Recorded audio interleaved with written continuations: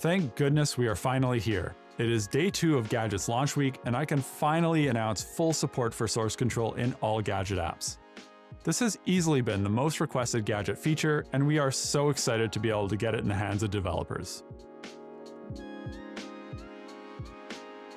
To support source control, your entire Gadget app state is now expressed as configuration when you use our CLI tool to work on your Gadget projects locally. And these config files can be pushed to the source control provider of your choice. This means that you can use Git to manage your project's data models and fields, any plugins, including your Shopify or OpenAI connections, access control settings, and more, in addition to all of your backend and front-end code files. Switching branches is buttery smooth, and any differences in model definitions, config settings, or code files are applied to your hosted Gadget environment instantly. You are effectively able to manage an entire full-stack app and the underlying infrastructure and tooling that comes bundled with Gadget using Git. Let's dive into some of the details. You could always use GGT, our command line tool, to pull down backend and front-end code to your local machine and then push that code to Git.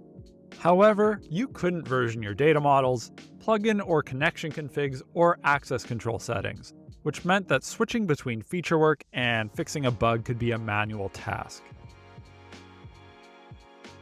Now, with the introduction of source control, your entire Gadget app can be managed with Git.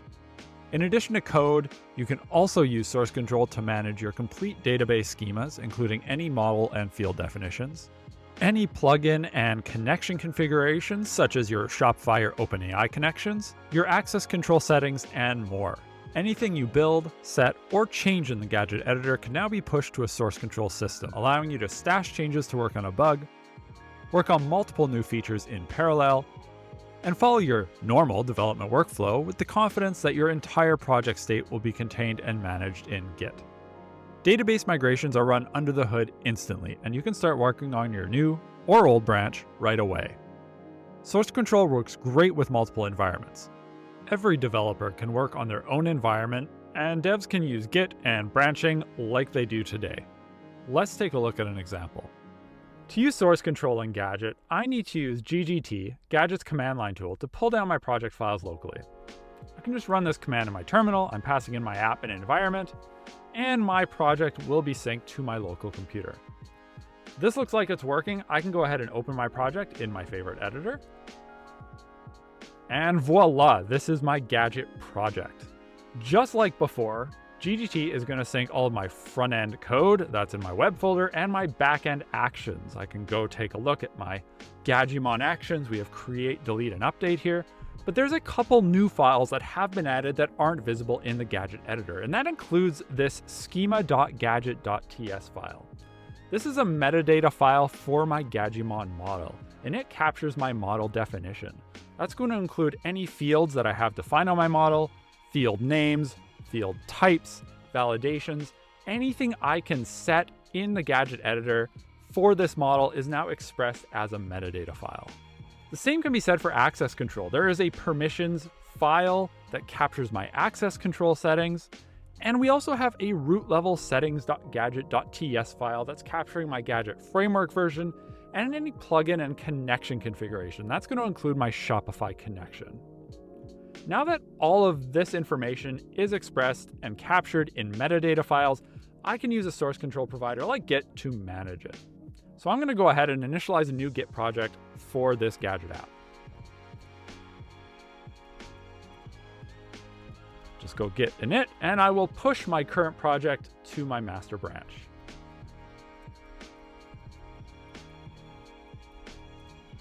Perfect. Now when I make changes to my app, I'll be able to use Git to manage them. So let's go ahead and add a new model. I'll just call this model Jim, and Jim will have name and Jims have locations. They're both string fields. I can make location required, for example. That's fantastic. As I make these changes, because GGT is still running behind the scenes, my changes will be synced to my local editor. You can see that Jim exists here with the schema file. Now I can use Git to actually view the changes that are being applied to my app as I went and added that model. So let's just go back to our terminal here. We can use Git status to see that We obviously have the new gym model, but we also have some changes to our permissions file for access control. And I can use diff to view these changes. I'm happy with these changes, so I'm going to go ahead and push them to a branch. Call it gyms. That's great. Maybe I'm developing a gyms feature for my app and I can do all of my dev work on this new branch and I can push these changes. Add gyms. That's great. Maybe while I'm developing this new feature, a bug pops up for production and I need to switch back to my master branch to fix it. I can go ahead and do that now that we have source control in Gadget. I can just check out my master branch.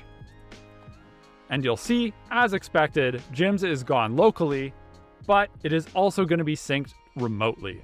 So instantly, gyms is removed from my project. I'm back in my master state, and I can go ahead and fix a bug, develop a new feature, work with source control, work with Git the way I normally do when I'm doing local development. That was a quick introduction to source control in Gadget. For more information, check out our documentation or jump into our Discord and ask away. Thanks for joining us on day 2 of Launch Week. Hope to see you tomorrow for day 3. We have much more in store.